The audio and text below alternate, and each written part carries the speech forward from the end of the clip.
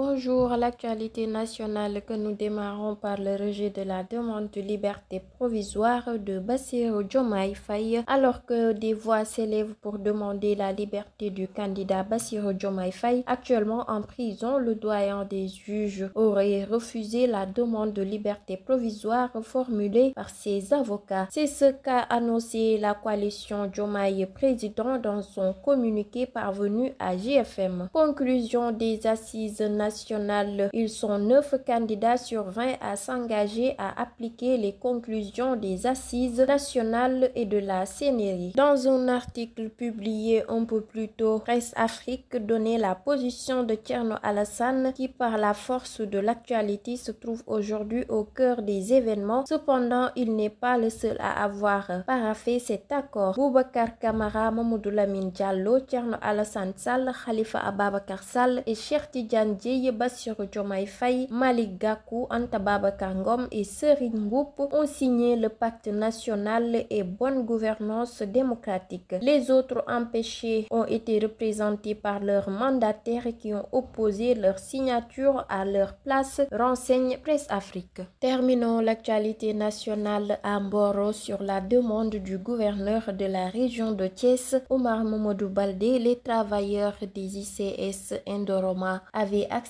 de lever leur mot d'ordre de grève. Ces derniers ont finalement signé un protocole d'accord pour la poursuite de leur collaboration avec la direction des industries chimiques du Sénégal. La direction des ICS et les travailleurs sont comme les deux faces d'une pièce. Ni les travailleurs ni la direction des ICS ne peuvent travailler seuls. Ils doivent collaborer pour la bonne marche de l'entreprise et pour l'intérêt général, a fait savoir le gouverneur de la région. En effet, ces travailleurs des ICS avaient exigé de la direction générale et du conseiller d'administration une somme de 6,2 milliards en guise d'augmentation sur les salaires et de contribution sur le volet social, avance faite, déplacements personnels, etc. La direction a finalement décidé de mettre sur la table 2,850 milliards de francs CFA à travers une convention étalée sur 3 ans. Grâce au gouverneur de la région de Thiès, les travailleurs et la direction ont finalement trouvé un consensus et signé un protocole d'accord à effet immédiat pour l'augmentation des salaires et l'amélioration de leurs conditions de vie, a signalé le DG des ICS Indorama, Alassane Diallo.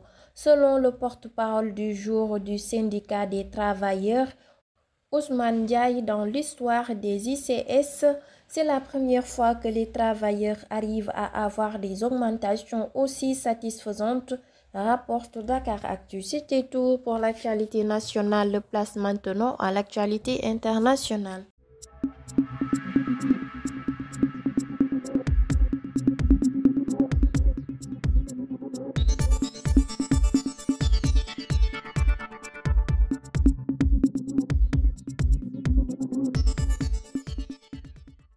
Bonjour, l'actualité internationale que nous démarrons au Mali avec la CEDEAO qui mène actuellement des consultations en interne et auprès du Mali, du Niger et du Burkina Faso après leur annonce dimanche 28 janvier de partir de l'organisation, renseigne RFI. Alors que cette décision soulève de nombreuses interrogations quant aux conséquences pour les États et les populations, elle soulève aussi une vague d'indignation nettement moins audible chez les opposants au régime putschiste, notamment chez la coordination de l'appel du 20 février au Mali.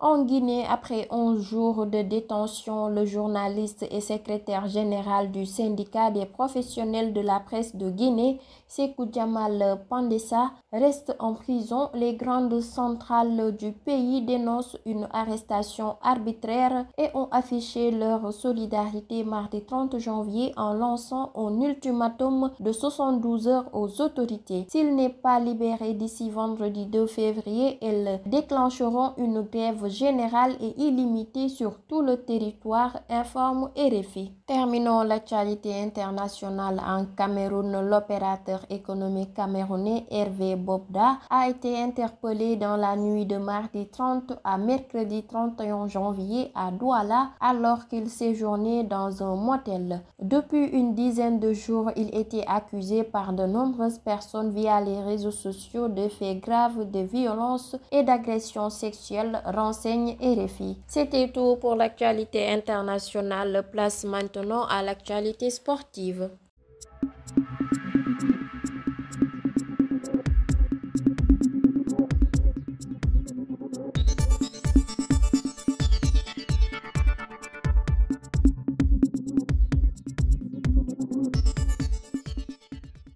Bonjour, l'actualité sportive que nous démarrons par la situation conflictuelle entre Pape Gueye et la direction de Marseille semble désormais bloquée dans une impasse, indique Wisport. Toutefois, selon les informations du Diario de Cadiz, le joueur ne manque pas de prétendants en cette fin de mercato. Le milieu défensif attirerait particulièrement l'attention des recruteurs de Cadiz et du FC Séville en Liga.